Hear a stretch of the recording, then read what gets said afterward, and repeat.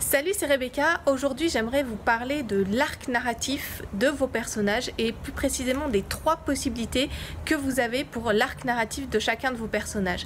Alors pourquoi est-ce que j'ai envie de vous parler de ça? Parce que c'est important pour donner de la profondeur à votre roman. L'arc narratif, ça n'a rien à voir avec l'objectif de votre personnage dans l'histoire. Enfin, ça peut avoir à voir, mais pas forcément. Votre personnage peut vouloir retrouver un trésor, par exemple, et son arc narratif a plusieurs possibilités. L'arc narratif, c'est l'évolution psychologique de ce personnage dans votre histoire. Il peut évoluer de façon positive, il peut évoluer de façon négative, ou il peut tout simplement ne pas évoluer. C'est le cas de plusieurs héros, surtout dans les séries du genre James Bond par exemple. Voilà, on voit qu'il n'y a pas d'évolution psychologique du personnage au fur et à mesure de l'histoire. Par contre, il a un impact sur les personnages et le monde qui l'entoure. Donc, première possibilité pour l'arc narratif de votre personnage, c'est ce qui est le plus courant dans les romans, c'est en tout cas pour le héros, c'est d'avoir un arc narratif positif, c'est-à-dire que votre personnage va évoluer de façon positive tout au long de l'histoire, il va sortir grandi de son aventure et il va apprendre des choses tout au long de l'évolution de votre roman.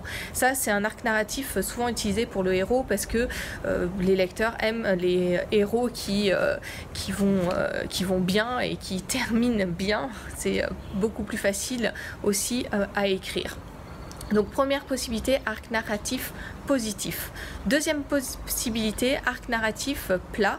Donc ça, c'est souvent l'arc narratif des mentors ou, comme j'ai dit précédemment, dans les séries, vous pouvez avoir cet arc narratif là parce que le héros n'a pas besoin d'évoluer au fur et à mesure des tomes. On sait déjà, souvent il y a un tome 1 où peut-être il y a une évolution psychologique et puis ensuite il n'a pas besoin d'évoluer de façon marquée.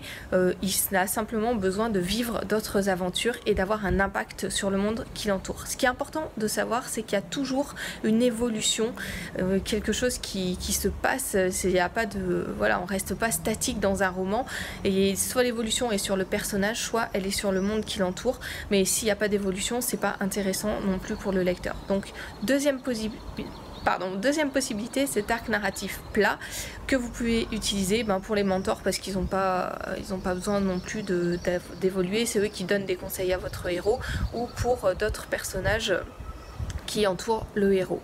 Troisième possibilité, ou pour votre héros bien entendu si vous écrivez une série, voilà, comme j'ai dit précédemment. Troisième possibilité, un arc narratif négatif. Alors là, pour l'arc narratif négatif, c'est que le héros termine dans une position pire que sa position de départ. Voilà, pour tout un tas de raisons. C'est l'exemple type par exemple de Anakin Skywalker dans Star Wars. Il termine dans une situation qui est pire que sa situation de départ.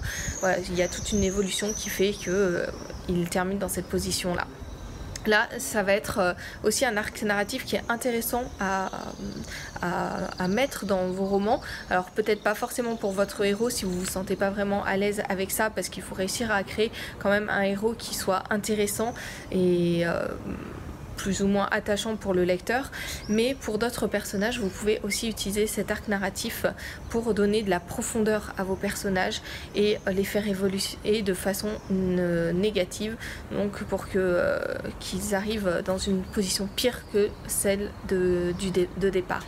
Voilà, alors ce que je vous invite à faire, c'est à essayer de varier les arcs narratifs dans votre roman pour vos personnages, parce que voilà, ça donnera déjà de réfléchir sur chacun de vos personnages, quel est l'arc narratif propre à chacun de vos personnages, et ensuite de varier ces arcs narratifs pour qu'il y ait une diversité dans votre roman, que ça puisse intéresser davantage votre lecteur. Pour aller plus loin, pour travailler davantage votre roman, si vous ne l'avez pas encore, je vous invite à télécharger gratuitement ma formation sur les scènes. Il suffit de cliquer sur le lien qui s'affiche dans la description de cette vidéo et vous aurez plein de conseils à votre portée pour écrire des scènes captivantes pour votre lecteur et pour avoir une meilleure aisance aussi, vous, dans l'écriture de chacune des scènes de votre roman. À bientôt pour d'autres conseils.